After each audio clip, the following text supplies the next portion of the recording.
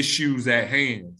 Now all of us are looking for that pedestal of prominence. We're looking to be in the limelight. We're looking to be gifted. We're looking to have to be the best dressed and floss the most chains or jewelry or drive the flashiest cars, have the nicest house.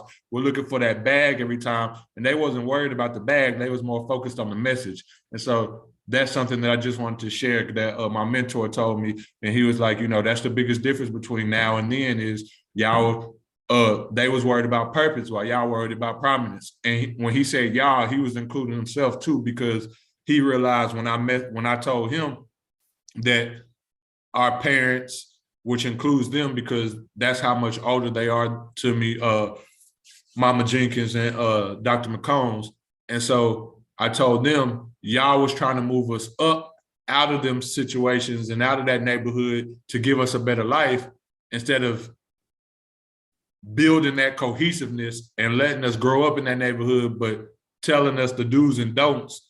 You can't do this, you're not going to do this. Or even if you do it, get burned by it and learn your lesson from it, but build that community up. Y'all kept trying to give us better. And so by giving us better, it took us away from certain aspects of our community that end up maybe being a detriment to us and everything because they was focused on the prominence versus the purpose. And what the purpose would serve of if we stayed in our communities, if we bought our communities, if we spent our money in our communities, if we let our kids go to our neighbor's house and, raise each other, they say it takes a village to raise a child, and if we kept that, we would be a whole lot better. But because we was focused on the prominence, that's part of the things that hindered us. And so that's something that I wanted to share.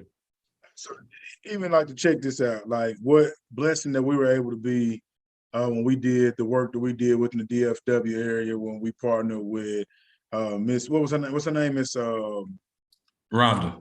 Miss Rhonda. And in the individual event we did for the 225, 200 plus people that we were able to bless, right?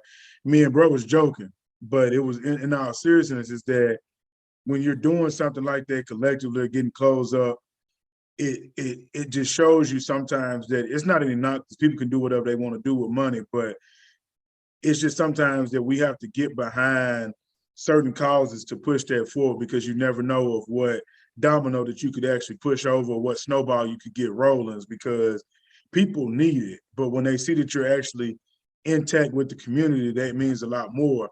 And I say that to say this is that there will be more people popping bottles in the club than will be actually tapping in with the people that are cleaning up in the neighborhoods or giving back to the homeless. And that's not everybody's agenda, but you can't say on one side, oh, we should be doing more, or hey, these billionaires should, when you have your ability as a millionaire or a thousandaire to do the same thing and you're not. So you can't call somebody else's pockets if you're not stepping up to the challenge yourself. I hear that a lot now. It's like, well, they should be doing this. Okay, what you do? You tweeting about it, Instagramming about it, talk for what? Like if that man make $100 million a year and he gave it back 1,000, you didn't give nothing. You can't call what he did. You don't know what he's building up for his family. Could have been in debt. He could have paid off every family member college tuition. You know what I'm saying? So it's like a lot of that going on. It's a lot of talking, basically like old heads say, and not enough action behind the things that people are trying to be actionable, but everybody complain.